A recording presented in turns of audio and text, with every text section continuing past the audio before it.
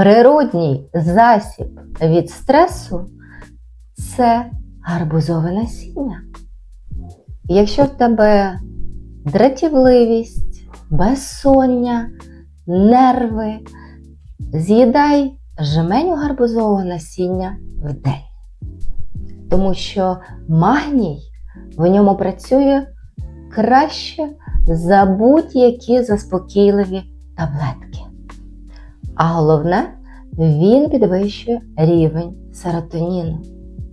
А отже, це гарний настрій, мінус стрес і плюс усмішка. Пиши слово «краса» і я відправлю тобі гайд з безпечного омолодження у подарунок. На консультацію 3 дев'ятки.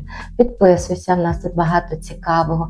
Коментуй, поділись з подругою. І якщо було цінно, став лайк.